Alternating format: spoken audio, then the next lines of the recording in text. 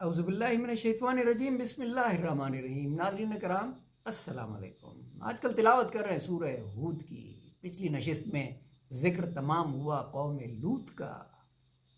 آج کی نشست یعنی آیت نمبر 84-85 میں ذکر شروع ہو رہا ہے قوم مدین کا، یعنی قوم شعیب کا۔ وَإِلَىٰ مَدْيَنَ أَخَاهُمْ شُعَيْبًا، اور مدین کی طرف بھیجا ان کے بھائی شعیب کو۔ قَالَ يَا قَوْمِ اعْبُدُوا اللَّهَ مَا لَكُم مِّنْ إِلَٰهٍ غَيْرُهُ، بلائے میری قوم بندگی کرو اللہ کی، کوئی نہیں تمہارا معبود اس کے سوا۔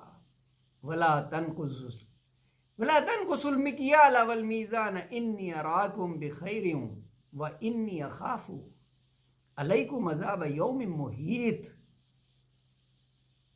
اور نہ گھٹاؤ ماپ اور تول کو، میں دیکھتا ہوں تم کو آسودہ حال اور ڈرتا ہوں تم پر عذاب سے ایک گھیر لینے والے دن کی۔ استغفر اللہ۔ قوم شعیب کی برائی کیا تھی؟ تول کم کرتے تھے، ماپ تول میں ہیرا پھیری کرتے تھے۔ بہت بڑا عذاب آیا، اگلی آیات میں بتا دوں گا، بیان فرما دوں گا اللہ کا حکم۔ لیکن ذرا سوچئے، کیا آج ہم یہ غلطی نہیں کرتے؟ استغفر اللہ، استغفر اللہ۔ کیوں نہیں ہمارے بزرگ علماء کرام بار بار اپنے لوگوں کو قوم شعیب کا واقعہ کیوں نہیں سناتے؟ کیوں نہیں ڈراتے انہیں اس بات سے؟ کیوں نہیں منع کرتے اس بات سے؟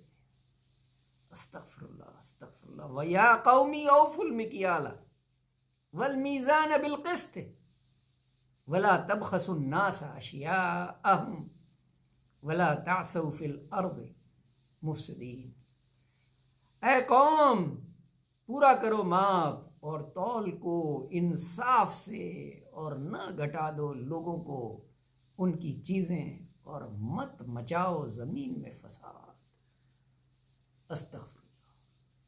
جیسا میں نے عرض کیا، میں حیران ہوں ہمارے علماء کرام کیوں نہیں آج کے بیوپاری کو، آج کے دکاندار کو بار بار یہ بات کیوں نہیں باور کراتے کہ ماپ تول میں ہیر پھیر ایک بہت بڑا جرم ہے۔ اللہ تعالیٰ نے ناپسند کیا پوری قوم کو، پوری قوم شعیب کو اس ایک حرکت اور گناہ کی وجہ سے نیست و نابود کیا۔ استغفر اللہ، صدق اللہ العظیم۔